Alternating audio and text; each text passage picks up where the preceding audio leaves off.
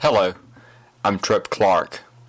In 1983, during my freshman year at the University of South Carolina, I began a project to research and record the history of scouting in the Midlands of South Carolina. At that time, I had worked 2 summers on Camp Barstow staff, had recently earned the Eagle Scout rank, and was serving my first term as Lodge Chief of Muskogee Lodge. Scouting was and is an important part of my life. This research would culminate 4 years later into the publishing of a small book titled A History of Scouting in Central South Carolina. During the research, I talked with dozens of scouters from the council's past. One of the first people that I reached out to was Mrs. Rita Chandler, widow of William B. Chandler. Bill Chandler was the longest-serving scout executive of the Central South Carolina Council, serving from 1951 to 1975. Jody Styron, a good friend, fellow camp staff member, and also Muskogee Lodge Chief, joined me for this interview with Mrs. Chandler. Together, on November 13, 1983, Jody and I met with Mrs. Chandler in her Columbia home and had a wonderful talk with her about her husband's career in scouting, the many lives that he touched and that touched them both, and the huge impact that Camp Barstow had on many thousands of young men. One of the best decisions that I made that day was to bring a tape recorder along to record the interview. Following is the audio from this discussion. The sound quality is not the best. There is more background noise than I would prefer. There are a couple of unfortunate breaks when the tape needed to be flipped. It also ends rather abruptly when the tape runs out. But what follows is a heartfelt account by Mrs. Chandler. I hope that you will find it both interesting and enlightening. I guess you've always, young gentlemen, know that in the 1920s, that was the time when Lake Murray was being built. Mr. Barstow came down and to help build Lake Murray, and he became very interested in a boys' camp, and he and his son, he had a son, and his wife left some money to the fulfillment of the camp. And that is how the camp got its name. Do you have that material? Yes, ma'am. And she used to come down. They were from Great Neck, New York. And she used to travel down in my husband's time in her big car. You know, she had a tremendous big car and a chauffeur. And she would always stop by the office. And she always wanted to go to see Camp Barstow. She loved it. In fact, she gave a lot of money to a lot of camps and organizations throughout the coastal area, all along the coast. They were tremendously wealthy people.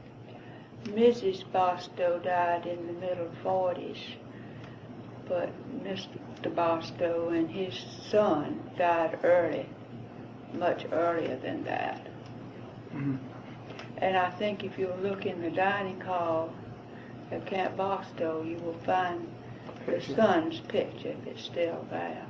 Yes, I understand. We moved all that stuff to the boathouse, kind of made a little history room out of it.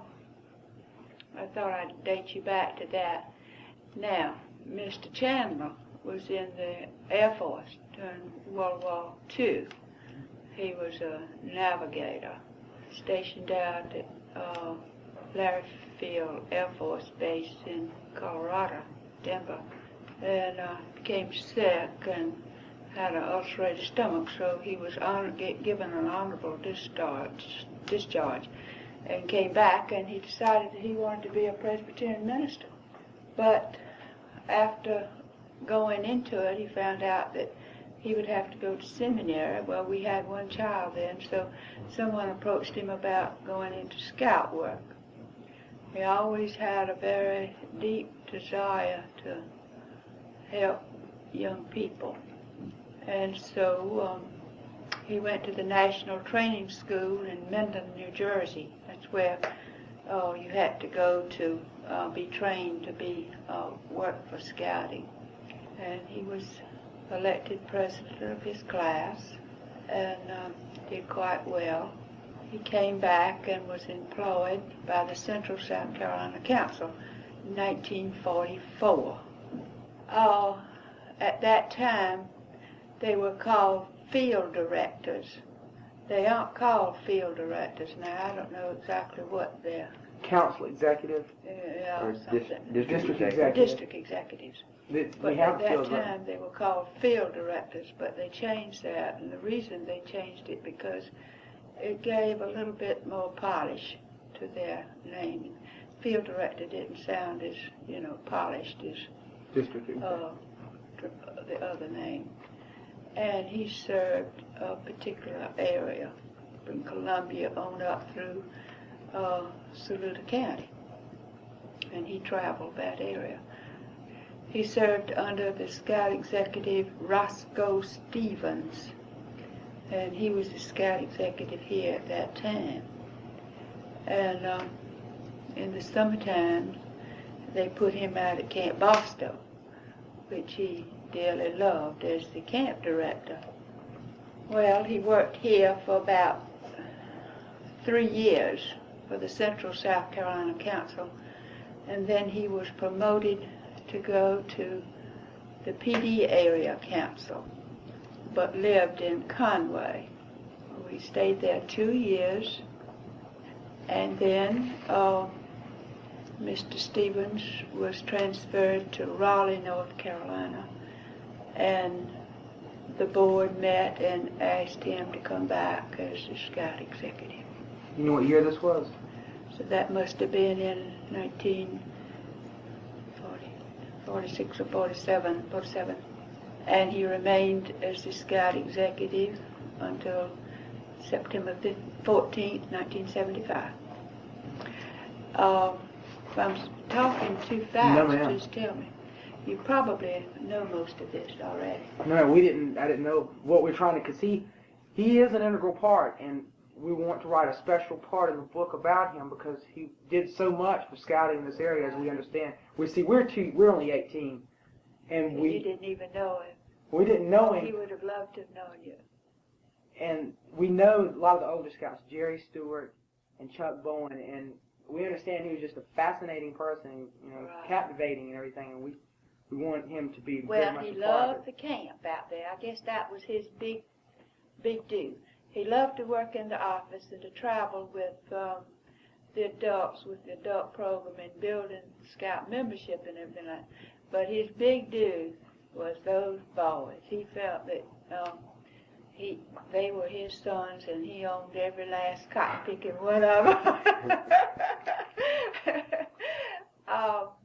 Let's see.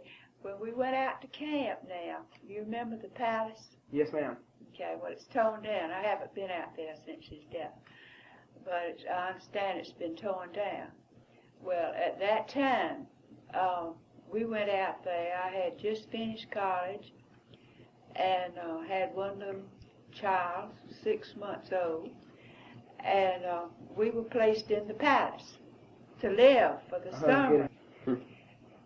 Well, the palace at that time, it only had one of those Fort Jackson galvanized sinks in the kitchen with one spigot of water running, cold water, no stove, nothing.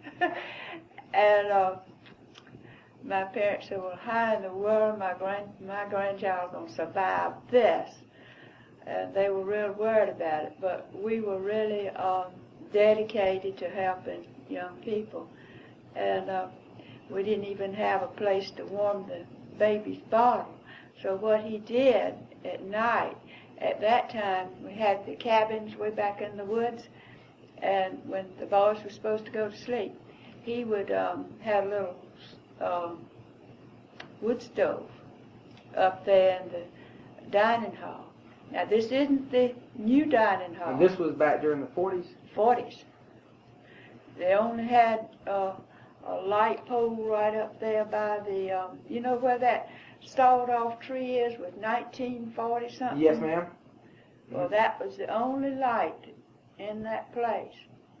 And about as far from here to where this young gentleman is was the dining hall.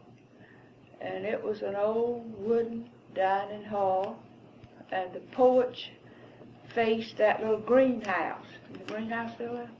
Yes, ma'am. Faced the tennis courts where the okay. tennis... The Cub Shack. Yeah.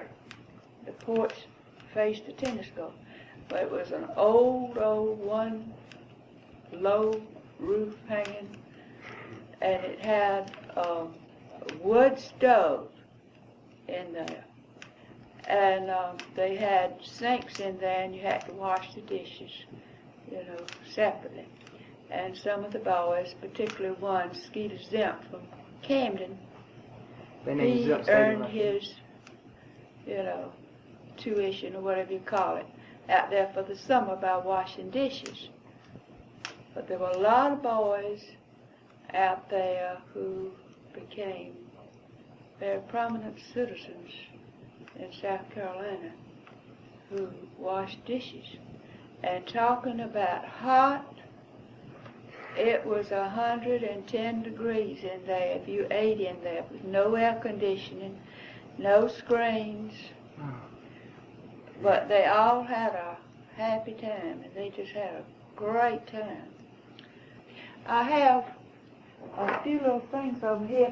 Why don't y'all come over here and look? This is when the new dining hall was dedicated in 1959. See? And I thought maybe you might be interested in this because it gave the staff, and it also gave the people who were very dedicated to scouting. Joseph Fye, he was an architect. He lives out there on East Shore. He's now dead, and it tells what they gave him. Mr. T.C. Moss, do you know him? From Cameron? Oh, he was the president of the council, and he did a lot. Get the date. Write down the dates so we can look it up on microfilm. We have down in the Carolina. I tell you what I'm going to do. I'm going to let y'all keep these if y'all can bring them. Yes, ma'am. I promise you bring them back to me. Okay? Yes, ma'am. And I thought this was interesting. Yeah, they had the rails up on the FDOT there. I know. That was neat. Those old wooden canoes. And see, they had 1,000 scouts in it. How many of y'all have? Good heavens! I think the biggest week we've had was 300 boys. No. Oh, I think that's summer. Cumulative. 8 weeks though. That's 8 weeks. Good heavens! We only have 6 weeks of camp now.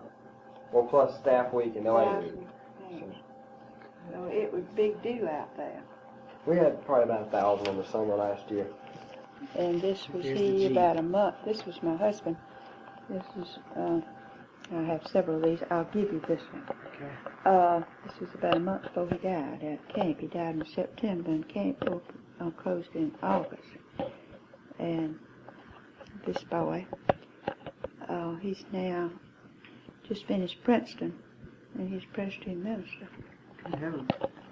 And Roger Truax, he used to paint and do all kinds of things out there.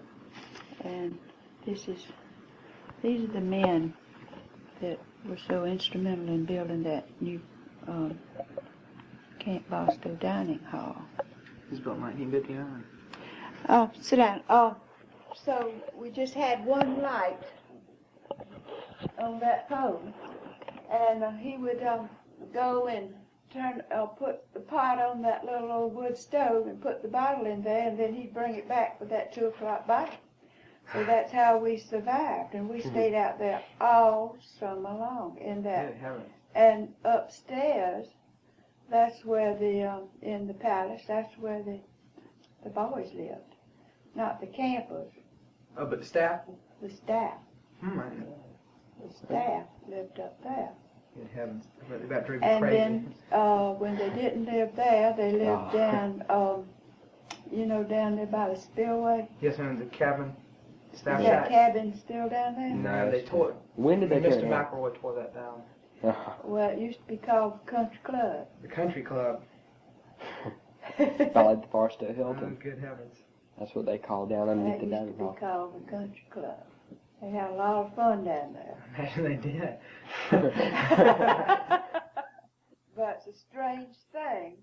They loved Mr. Chandler, and anytime they'd get into trouble, they'd come up and sit under those trees up by that palace there, and they'd talk it over, and everything would be all right. And they would convince him that they were so hungry that they just had to go to Piggy Park. Piggy Park was a big thing? Yeah, Piggy Park was still going on that day. So he would delegate the most trustworthy ones to go to Piggy Park rather than escape through the bushes to go on their own. Southland. Southland for us now. Huh? The Southland, that truck stop, that's where we eat now. Oh, man. And I think one of the most rewarding things about anything out at Camp Barstow is where they had the plays, and the Rotary Club.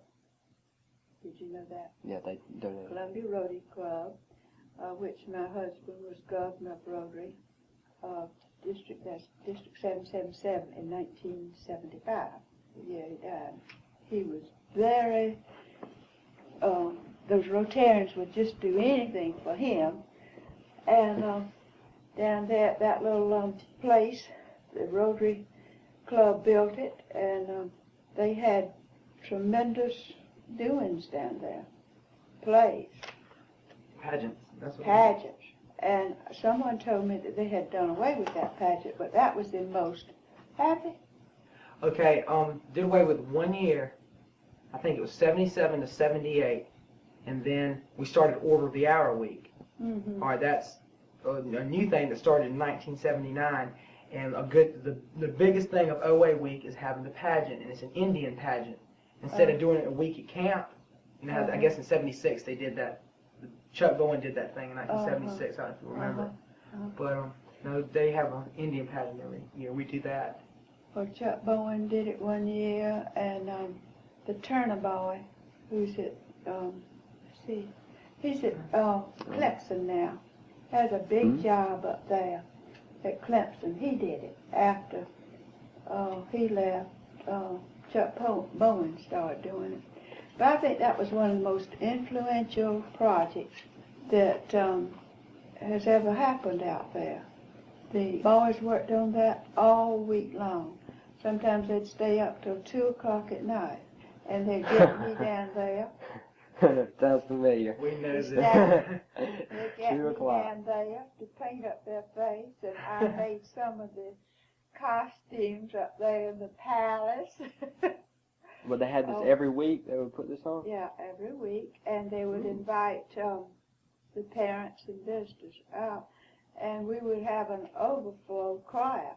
Was it just? And then once a year they would invite the Rotary Club, because see, when you invited the Rotary Club, which is a tremendous club, that those men became interested in Camp Barstow even more, and the Rotary Club would come out there and bring their families, and we just had an overflowing capacity out there. And then 1 or 2 of the staff members, they would always stand by after with their little hats, and ask for anyone who wanted to contribute. And they, made quite a little bit of money.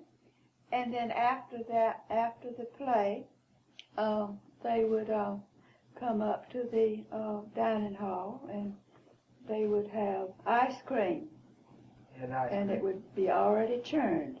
Now, first, it was done by a boy by the name of Bo Buchanan, and he's still living here. And if you'd like to, interview him, he could tell you a lot of good things. The boy, he must be around 40 years old now, but he's completely blind. But he's married and gets along fine and has a job. And Mr. Chandler just thought that was a great thing that he would, work out there. But he made the ice cream. And everybody wondered whether it was clean or not. But Bo Buchanan, he lives out there over there in Shandon somewhere. and he can really tell you a lot of tales about it. But let's see, you asked me some questions. Okay. One thing I'd like to ask you before he gets those, you're talking about the pageant thing that was on every week. Did they involve some of the campers in that too, or was that just the staff? It was mostly staff, staff. Occasionally they'd have a camper, but mostly it was staff. They did that every See, week. they had a lot of lines to learn. Yeah. That was a long thing. We do that once a summer, and they were thinking about doing away with it this summer, but I don't think we are we? I don't know. No. Nah. The pageant will continue. It should, at least. I think you answered this, and you said that Mr. Chandler's favorite thing about scouting was camp. Camp, right. He dedicated his entire life to boys, and just because a boy was not physically fit to work at camp, he always included those who were disabled and found a place for them, because he felt that camp, Boy Scout program should benefit not only the physically fit, but also the disabled too. One boy particularly, he can't remember his name now, but he was from Camden. He was, you know those hills going to Gaston? Yes, ma'am. Well, he was coming to camp, and he was driving too fast, and the car, flipping like that, turned over and broke his neck, and he was in the hospital for about 2 years. Oh, and he was terribly disabled. But Bill went, my husband's name was Bill, he went to Camden and told him he wanted him to come out there and work. And he said, I can't walk. And he said, you can walk. And he let him come out there, and he worked for about 4 or 5 or 6 years. And now he has a job, and he's walking. It's his name, not DeCosta Brown, but Bratton Deloach. He was at the campery. He's a blonde-headed man. He's a scoutmaster of a troop now out there in Camden. I'm from Camden. Oh, you are? Yes, ma'am. I've lived you there know him? I can't yes, think ma'am. of his name now. It's not Bratton Deloach. No, it's DeCosta not that. Brown. I saw the guy you're talking about. I think he was He's at the crippled. campery, right? Yeah, he was Crippled. crippled. Uh-huh. I'll think of his name in a minute. But you should have seen that boy when he came out there. He couldn't even put a fork to his mouth. But through exercise and determination, and Mr. Chandler would make him, he said, all right, we're going to make bed check. And he would say, I can't walk that far. And he said, you're going to walk it. And he would, make him walk. And so I think he was for developing the whole person in a boy, spiritually, mentally, and physically. And they all thought he was a pretty nice fellow. Sometimes we would lose boys out there at bed check, They would just disappear in the woods. Yeah, well, we get homesick. Oh. Start walking. Particularly one time, one boy, he must have been 11 years old, they made bed check, and they were all there. But then, later on in the night, that boy decided he was going to walk home. But we thought maybe he'd gone down to the lake, So the whole staff was out looking for that boy. And he had started walking home, and he stopped at this colored home, and they let him spend the night there. And the next morning, Mr. Chandler was going to town to tell the parents, about it. He saw him walking back to camp. He said, "Far where have you been?" Yeah, I just got homesick. Oh, Lord. Yeah. I hope that didn't happen again while I'm out there. That happened one time when I was out there. I was running the nature area. I was an assistant teaching the merit badges, and I had put a bed down there under this tarp, one of those old army cots. It was real comfortable, and I used to sleep down during the siesta. Sleep down there because it was near the spillway, and it was real nice and quiet. And had a boy go down there, and he fell asleep. This was in 1979, and we lost him, could not find him, searched the whole camp, and all of a sudden I thought, I know where he's at, and he was down there asleep in that bed. Have you ever heard of Baker? Baker? No, ma'am.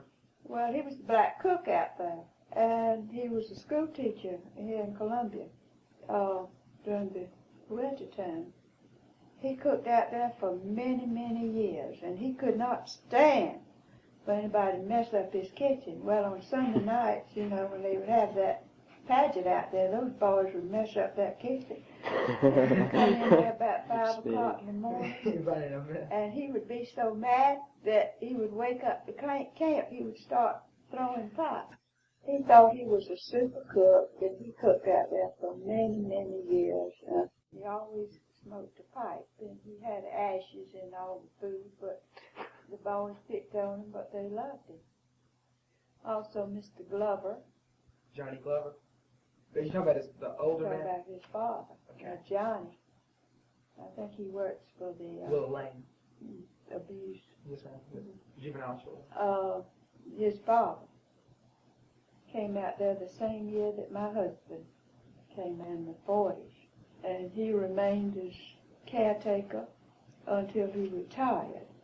And then after he retired, they didn't make too much. He wasn't, didn't have too much means. So the council gave him the authority to put one of those mobile house trailers right there, not too far from where the camp director lives now, out there in that field. Yes, and he could live there as long as he wanted to, but he did not own the land. So when he got tired of that, he moved his little trailer somewhere else, and he's still living. We know his son real good. In fact, I just met his son, Johnny, this year at camp. I was a commissioner, and I worked with all the scouts coming into camp and the scoutmasters. And I met him, and all of us have become real close friends with him. In fact, I spent the night with his troop, the juvenile children, at the campery. We had a big campery down in Orangeburg last weekend. I don't know if you heard about that. Had about 1,500 scouts down there. Really? In that Orangeburg County Fairgrounds. And it was really good.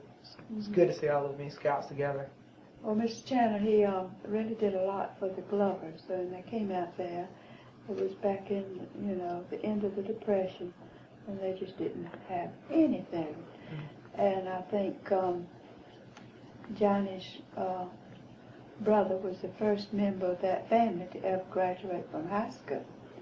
And he helped them a lot, saw to it that they could work in the kitchen, and his wife worked in the kitchen at times, and they just, Mr. Glover worked very hard, and I think he should be put in that little history. Because I remember Johnny said he used to live in the palace when he was a younger boy. Yeah. That palace was where Mr. Glover lived when he was... The ranger? No, not when he was a ranger. He lived in the camp director's house, but he didn't live there in the palace. He had already moved out, but Mr. Glover, the father, lived in the palace when he was a little boy. Oh, that's right. So that palace was over 100 years old. It was just an old farmhouse with a mill down there, where the spillway. They moved it up on the hill. No, the palace had always been there. I mean, everybody who leaves Camp Barstow is someone. I guarantee you, Mr. Chandler would say that. But I mean, say, Congressman Butler Derrick, he's my nephew, he used to water the horses out there. That's when did they have the horses? Do you remember that? We don't know anything about the horses. Oh, they had the horses, let's see, Butler is 45 now, so he was 16, 45 from 16 is what? From 16 would be what? 29 years? 29 years ago. We'll subtract 29 years from Okay. 73 would be. Okay. We'll figure that out. Now 60s? About 60s, late 50s, early 60s. Late 50s. They had horses out there, and Butler Derrick, he got a job out there as watering the horses. That's very interesting. Congressman Butler Derrick. Watering horses. Also, Dr. Eugene Payne. He's now deceased, but he lost his father, and he came out there in the summers and worked out there all summers. And Bill took him on as his son, and he went to college, finished college, and then he recommended him to med school. He went to med school, and then he served a part in the Navy. Then after he came back, he served as the physician for Camp Barstow for many, many years. And on Saturdays, the staff would look forward to Gene Payne's truck coming up because he would give the staff a free steak. And they would cook a steak out there, by the new dining hall. And he gave a lot of money and time to Camp Barstow. But he's deceased now. Dr. Cooper Black was a dear scout. He worked out at Camp Barstow during his high school years, through his college, also his brother. Also, he served as the doctor out there in the summertime. And also, he takes care of me still. And never forgets me. Chuck, he always comes to see me every Christmas Eve. He comes and pays me a little visit. I'm crazy about Chuck. That is one thing, because it seems like everybody that's on camp staff or has done anything at camp, they have done something for themselves. Well, I mean, it's just so many boys out there that also Floyd Spence, Yes. big camper out there. Harry Dent, who's an advisor to the president. Just everybody who's ever been out there is very important, whether they have a title or not. They learned something and became a great person. He would lead much of the singing in the dining hall. And also, he used to sing at, lead soloist at Washington Street Methodist Church when he was in college.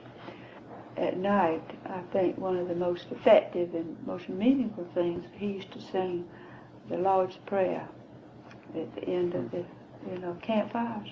It was a hush-hush thing, and it just kind of quieted the boys down. But he loved to lead the singing at mealtime. About the biscuits, One fell on them.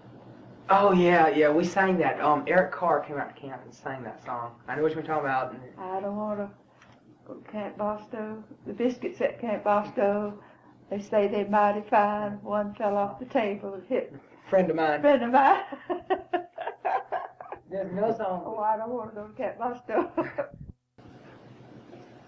Camp Barstow has always had trouble, drainage problems.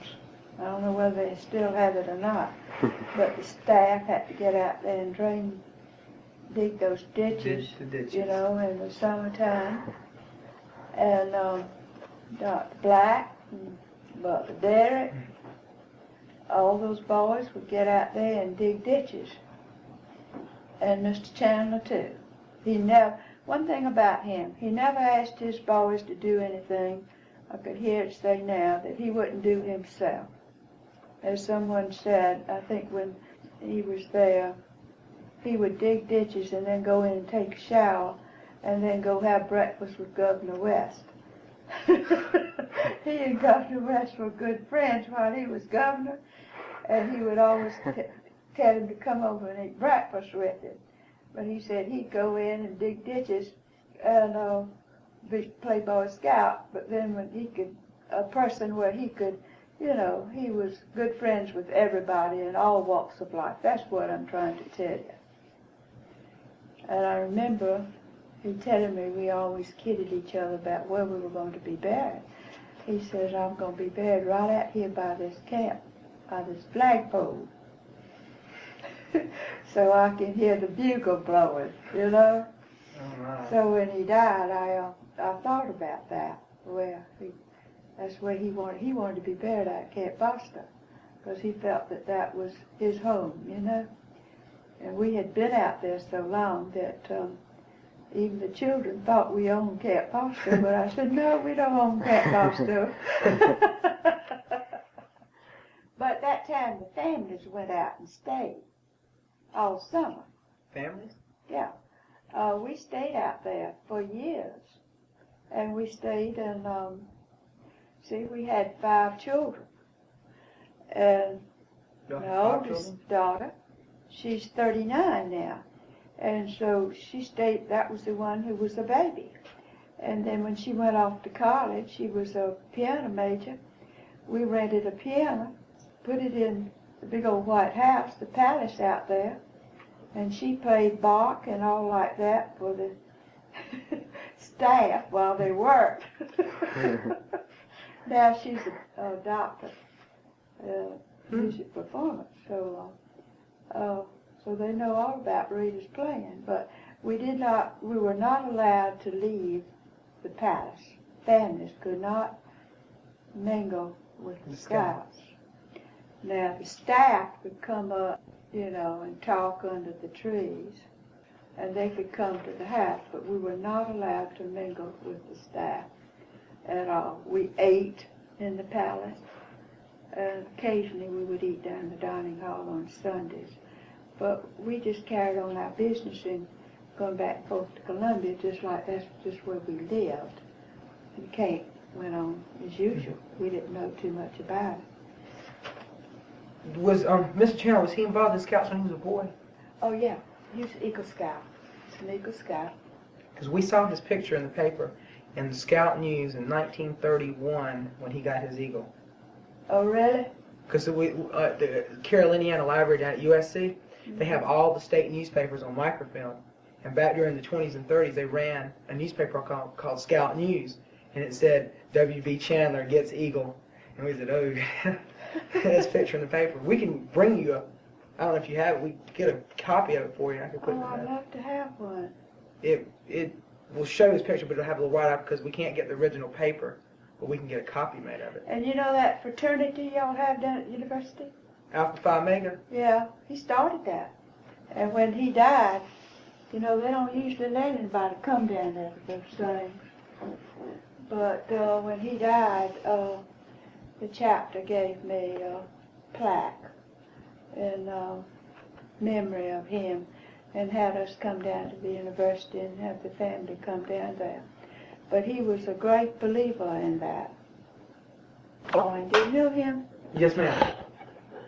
The day my husband died, Will spent all night writing that poem about it. And I think you ought to put that. Yes, ma'am. And if I had known it, it was given to me right after the service. And if I had known it, I would have used that as the only thing the minister said, because that depicts his life. That's just Governor of Rotary. He was Governor of Rotary 1975, 475. Oh, I wish I could we'll have to write that down, a copy. Do you have a copy of that somewhere? Let's see. Besides that one? No, I can just write it down real fast. I think I have a copy of that. Okay. I think that, I would love this. I want this to go in. I think that, and Will was only 14 years old. And the minister said if I had only known it, that was all that needed to be said, It's true. There's one thing that we don't know much about you. Was he involved in the OA very much? At Camp Barstow he was. I remember when he took the ordeal, he almost didn't pass it because he had too many Notches on his arm. notches, because he was an incessant talker. Liked to talk all the time. Because we just heard that he wasn't, we didn't know whether, we had no affiliation with him. We know he did a lot for scouting, but never really read that much if he did anything with the OA. But you say he started Alpha Phi Omega? Right. Like, is that the day that it was really, when he got his thing? He said this was initiated into the 13th day of May, 1966. And Tom T. Galt was the president at that time. He didn't start it. It was founded at Lafayette College. But he founded brought the it chapter. Here. He brought the chapter here. That was started at USC. Yeah. and they had a service there in his memory.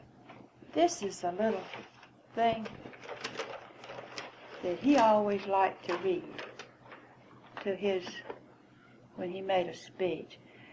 It says, you can take, this was written by a little boy in Orangeburg, Marcus Renfro.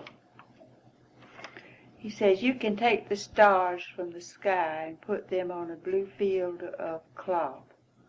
You can write the scout law and oath on paper.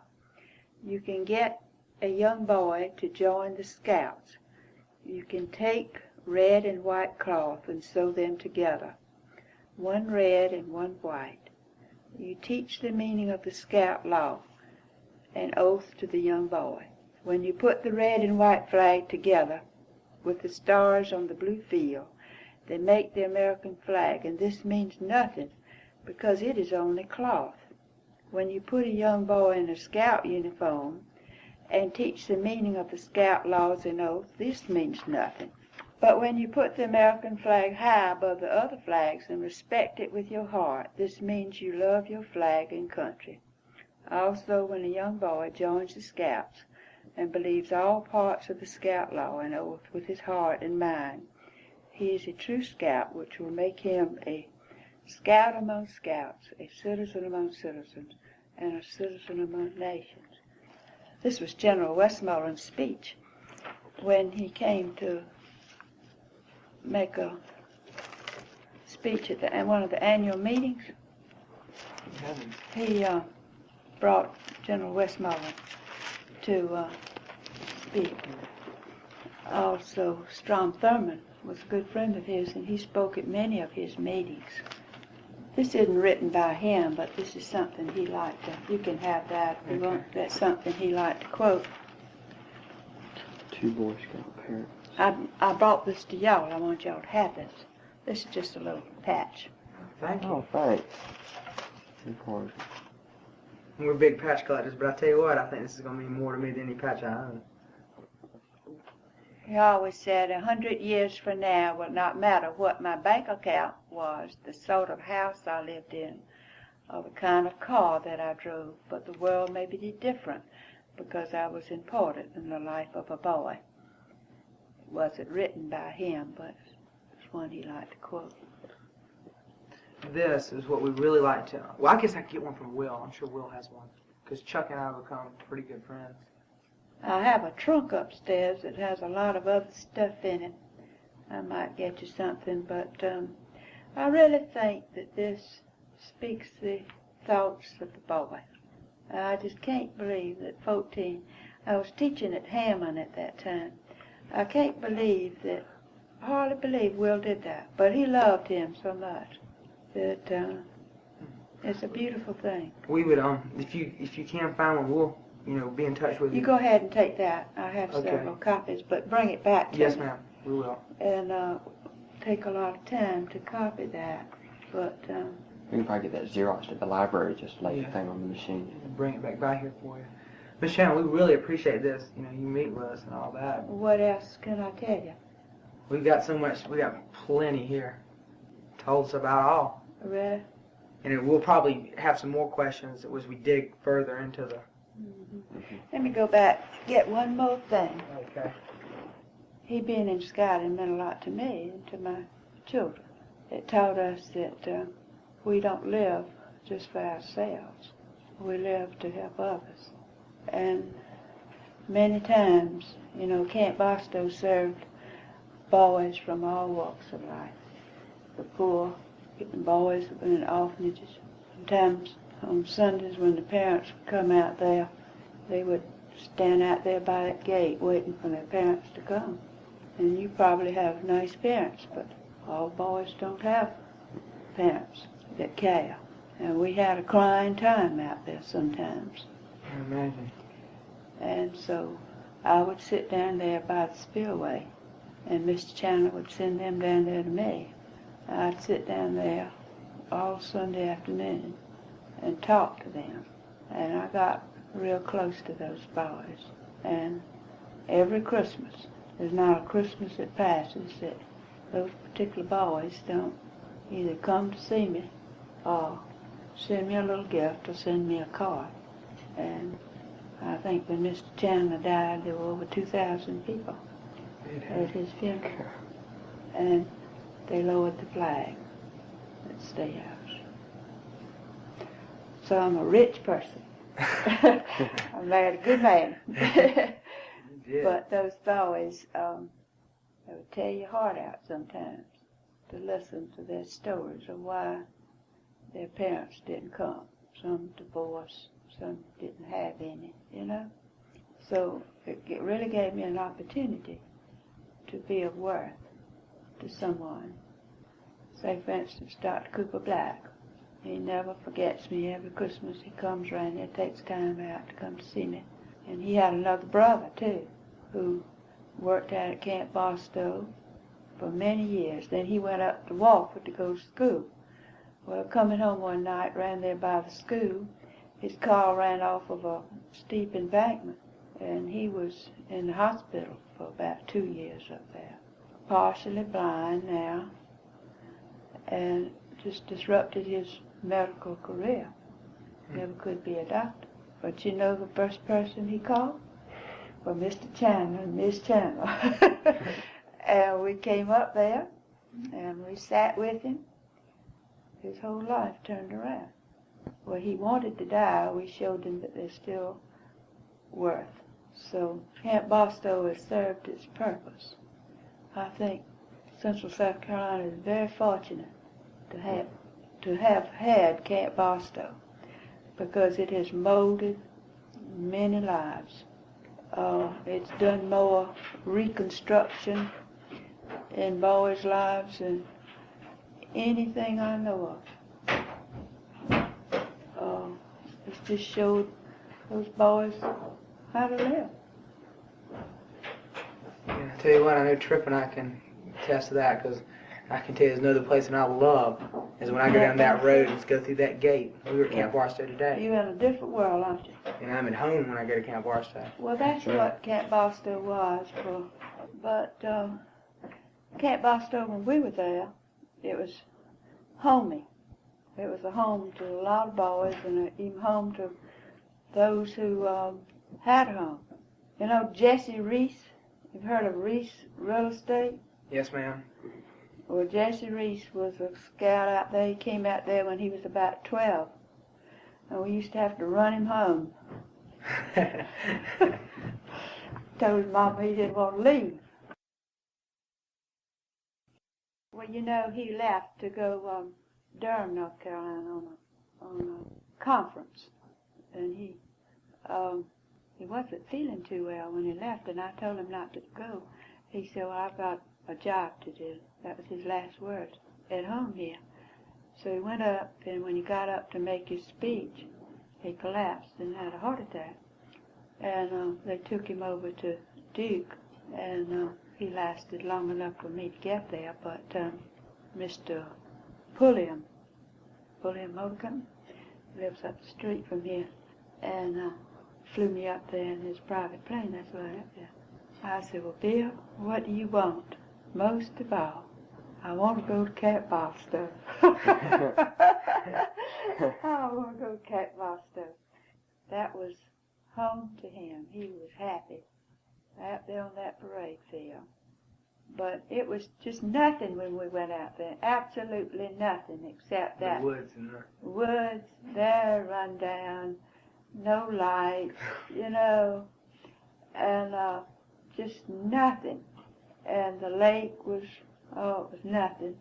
And didn't have any boats or anything. But of course he didn't do it all. He did it without the cooperation of everybody. It's a great place. It sure is. And Butler Derrick and Floyd Spence and Cooper Black and all will say it to this day. I was in Washington about a month ago to see Butler, and he told me that his time at Camp Barstow was a turning point of his life. It taught him a lot of things that he never thought about before, about life.